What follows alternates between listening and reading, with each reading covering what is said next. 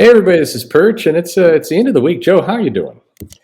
Ah, it's almost the weekend. I guess that's good. Yeah, I'm preparing for somehow even more batshit news to come out next week because that just seems to be the trend. yeah. Well, speaking of which, there has been some news items, and I want to get your take on it. Yeah, of course. It's about that time of year, so the news kind of ramps up typically in February, and then March tends to be the big month of news because summer's your big launch period. So that with solicitations, it March usually is big, but February a lot of things start rolling. So certainly there's a bunch of news items in here, Yeah. and I wanted to see what you think about it. So first, Marvel announced they're doing a Secret Invasion sequel. It's called Secret Invasion. Uh, so it's the same. It's the same title. Right. It's at least a different logo, right? Nope. Same logo, same color of the logo, even. That kind of orangey black invasion. Okay. Yellow, so exactly the same. But then if they're doing that, it's not like the Skrulls invading again, then, right? It's like something else. It is the Skrulls invading again, and they've been doing it in secret, and some of the heroes might be Skrulls.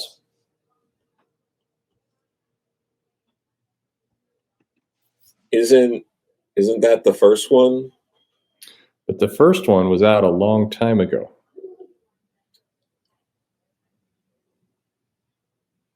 Like a little over 15 years ago? Yeah. A little over 15 years ago. Pre-Obama. No. Sorry. First term Obama. That to just place it. Oh God. So it's like less than 15. Oh my God. This is right. Because Civil War was like, oh God, things are, my God. Yeah. This is, But it is going to be, it's not a huge event. And it's Disney Plus is doing a series, I think sometime next year. So it makes sense that a year earlier you would do a Secret Invasion sequel to the first Secret Invasion with the same name as the first Secret Invasion, the same logo, not the same top art talent. And you might ask yourself, is Brian Michael Bendis writing this? No, they've got Ryan North for this one. they got Ryan North for this one? They did. And it's going to center around Nick Fury and Maria Hill. And the pitch says that what interests me in seeing how an alien invasion would play out, if Earth knew what the Skrulls had done before and had used time to prepare, but then get invaded. But the Earth is constantly invaded like every week at Marvel. So like, Yeah.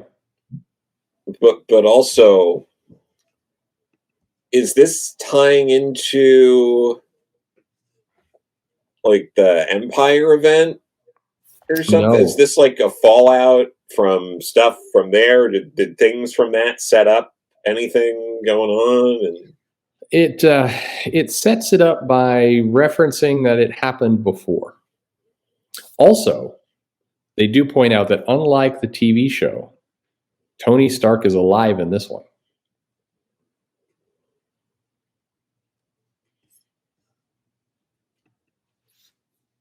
but we know he's alive in comics. But maybe he's a Skrull. But if they do a twist where one of these characters is a Skrull, why?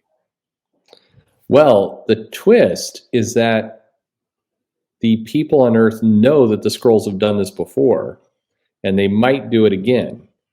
And here's the twist: the Skrulls do it again.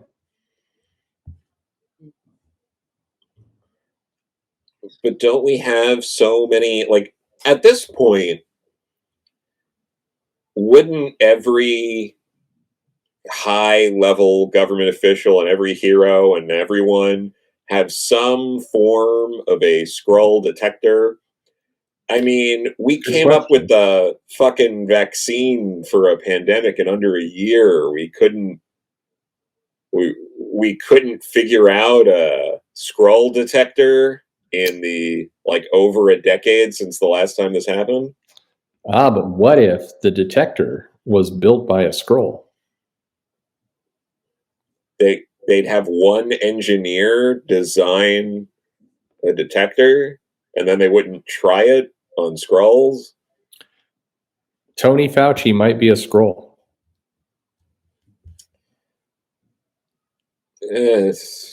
Well, here. Sure. Okay, so I can sense this isn't, the top, your top thing. So, here's something else. All right. But before we get to that Oh first, yeah. can we all agree that like I remember Secret Invasion happening, the comic, not the actual Skrull invasion, and it was pretty lukewarm. The most feedback I heard from people at the time was, oh, I mean, Civil War was like good, and I was excited about that, and then it felt like they were trying to, you know, drum up the same kind of thing, and it didn't land the same way. It wasn't one of their most popular events for sure. It did lead to the mildly more popular Dark Reign business. Yeah, So maybe we're going to get Darker Reign. sure. I remember not. I don't know. I think I felt or like Dark Reign was fine, I guess, but like I definitely did not care for Secret Invasion. If anything, that was one of those events where I was like, "Oh boy, this comic I like got derailed for this awful event." Yeah. But No, it yeah, wasn't good.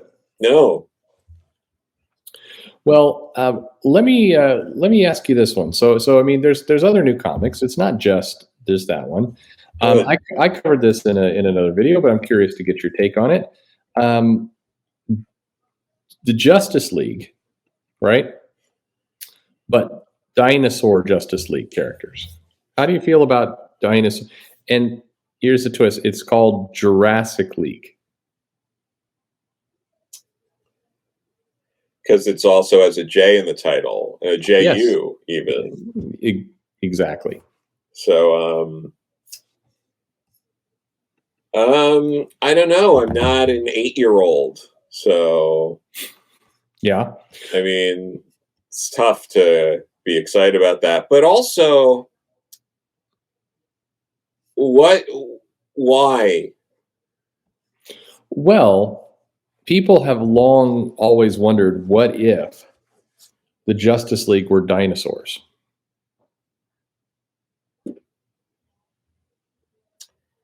That can't be true. Well, I mean, I think it comes down to what if they were M&Ms or dinosaurs? And there's already a lot of drama going on with M&Ms, so Mhm. dinosaurs. But like, why? Well, maybe this will make you more excited about it. They've got Daniel Warren Johnson on this comic. That's exciting, right? I love Dan Warren Johnson's as an artist. I think he was great. I think he did a pretty good job with stuff like Beta Ray Bill, and I wish they didn't tie it to um, the big stupid Donnie Venom punch thing that happened at King in Black. There But you go. Yeah. yeah, other than that, it was pretty good. I like that. And then Well, they didn't hire him to do the art for this book. He's just writing it. that's not really what he's known for. So you're telling me that the idea of Aquaman as some kind of pterodactyl, because you'd think they'd have him be like a sea dinosaur, but it makes more sense if he's a flying dinosaur in this context. Are you fucking kidding me? I am kidding you, actually. They haven't revealed who Aquaman is. Okay, okay. Oh my god, wow. Okay, all right. Yeah. It was. You could kind of believe it, though, right? I mean, I could. I don't want to, but yes. Well, all right. Well, okay. So that's not getting you either. What about this? How about this story? Okay. I don't know if you're familiar with this, but there's an investment firm called E.F. Hutton. Okay. Okay. And you might say, what does that mean to anything? So E.F. Hutton is the investment firm that's for all intents and purposes propping up IDW. Right. Okay. Okay. Got it. Yep. So tell me if you think this is potentially could cause some people some uncomfortable moments. So, in addition to propping up IDW, it was announced that E.F. Hutton will be the investment group that is funding the Trump Media and Technology Group for his new social network and channel. Well, I don't, as long as people are able to sort of separate themselves, I think they'll be able to take that paycheck while yelling at other people for doing less, quote unquote harmful things. So, Okay. So that's not a, you don't think that's going to be a big deal. Nobody is going to accuse, I mean, in fairness, when in comics has anyone ever accused somebody over an association?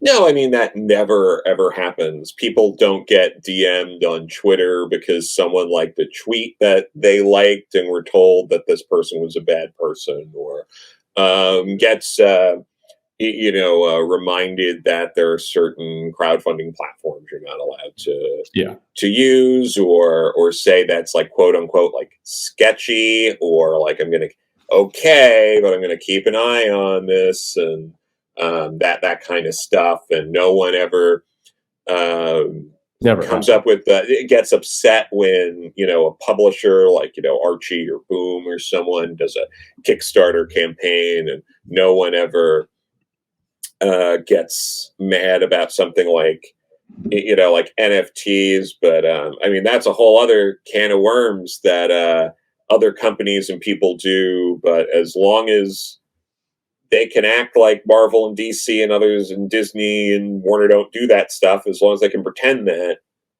they've got a nice Yeah. moral high ground there. It works. Yeah. Yeah. No issues there. No, it's great. It's hard sometimes hearing some of these people all the way up on their high horse, but That's fair. yeah. How about something a little bit maybe more serious, that comic creators have filed a class action lawsuit against Action Lab. Have you heard this story? Well, I mean, the name of that publisher alone, they were asking for it. Yeah. Yeah, that's true. Yeah. I mean, they've got one of the words of their lawsuit in their logo. That it does help. Also, that logo, their terrible amateurish logo, with the like the dog flying with the rocket, it keeps making me think of, there was this amazing SNL skit, Rocket Dog. Yeah. That was it was a Tracy Morgan skit, and it's about him making this like movie for kids, but every clip they show, like everyone in it's supposed to die. Yeah. And but they do a memorial reel to the song "Life Is a Highway,"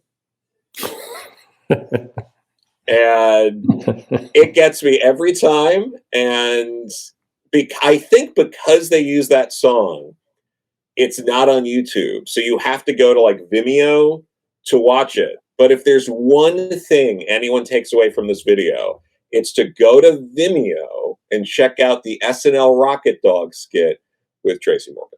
You're telling me that is more important than, say, pre-reserving your copy of Jurassic League or Secret Invasion?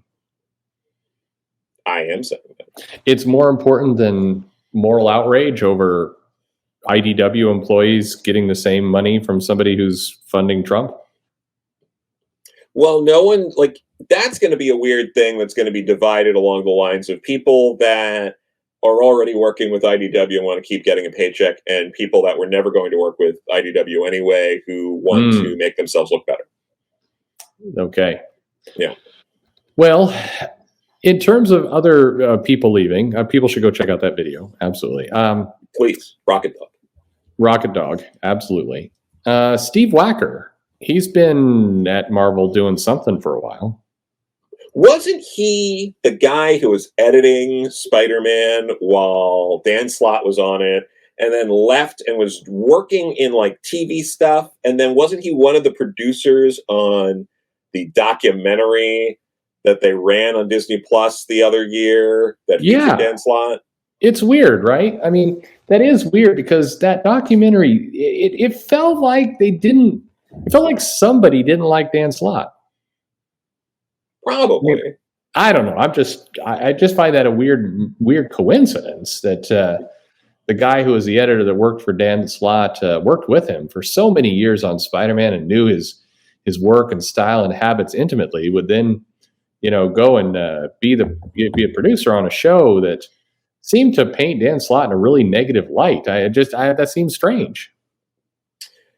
That was weird, but we all forgot about that, right? We moved on. Yeah, I mean, I'm sure there's no coincidence there or any possible connection that could be drawn from such an event in any way whatsoever. But he's gone. Steve Wacker has left Marvel. Huh, crazy. Yeah, But that's yeah, weird too. so what's Steve Wacker doing then? Well, it looks like he's going or has gone to Substack ish. Huh. So like, but like he's not gonna like make comics at Substack, right? No, he's doing. It looks like he's going to be working with Jonathan Hickman, and Okay. he's going to be the editor in chief of the 3W3M Substack, which I mean we've all been talking about a lot. How are you liking 3W3M? I'm not entirely aware of what that is, and I think I read one Substack comic so far, and it was not great. Ah, okay. Well, fair enough. Well, maybe they'll get better now with Steve Wacker as the editor in chief of Substack 3W3M, and supposedly other things. But anyway, apparently we're going to hear a lot from Steve Wacker on Monday. He's going to give his story of what led him to this path. But it's just an interesting journey from a guy who was the editor of Spider-Man during one of its more financially successful runs, with a writer that then got pillared in a documentary show that he worked on for some strange reason and has now exited the company and is Jonathan Hickman's editor. Yeah, that is Yeah. weird how that works out. Yeah, it's an interesting chain of events that I'm sure nobody could draw any conclusions on whatsoever in any No way. way. Absolutely not. No. There's nothing there. So what are you? So I would just kind of open up like this. What are you looking forward to? We right before we went on the air, you mentioned, I guess, so inspired by the current state of comics, you had some ideas. So you had a Batman idea that I just this isn't a bad pitch video, No. but still, it seems like too good of an idea to hold on to. No, it really is. Because earlier, I was thinking to myself, what if this whole time Bruce Wayne actually also got shot in Crime Alley, has been in a coma this entire time, and Batman becoming Batman and fighting these vigilantes and all of that is just part of a long and winding dream he's just going to have until he inevitably dies in that coma. It's a powerful idea because if you think about it, then you call into question all these characters. I mean, the Joker and Penguin and Clayface and I mean Kite Man. They're all parts of this coma. They're none of them. Nothing is real.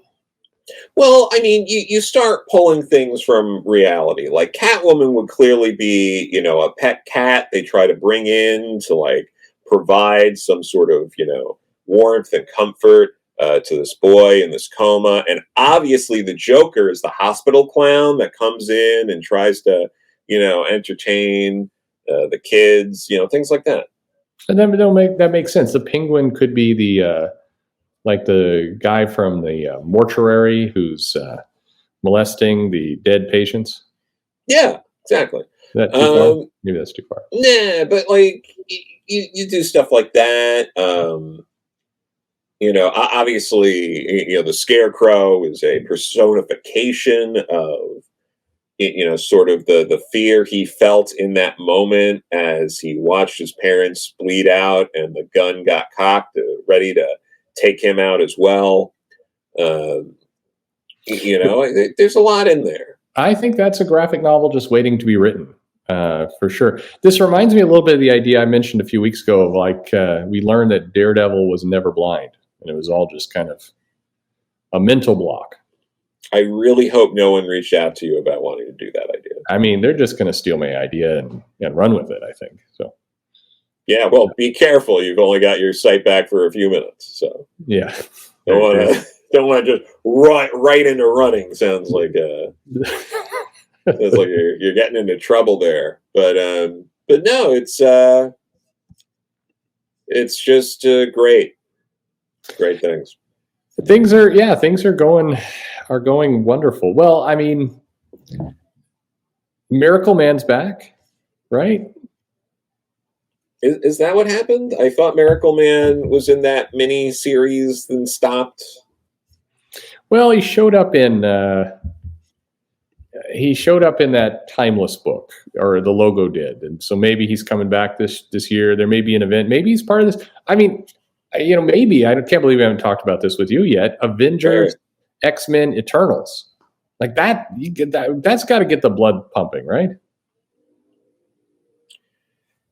Yeah, I mean, well, here's the thing: what you do with Avengers, X-Men, Eternals is you got to work on that logo, and then you got to partner with Axe body spray. Yes. And that way, for the love of God, can you get some local comic shops that are carrying some form of something to fight back body odor? It's the scent of the future. You know what? It's the lesser of two evils. That should be their slogan. Axe body spray, the lesser of two evils. I think that is their informal slogan. Joe, thank you very much for running down the comic news, and maybe next week will be better. I don't want to say it can't get worse, because I certainly thought that a few weeks ago. Thank you very much, Joe, and thank you everybody for listening. Yes, thank you.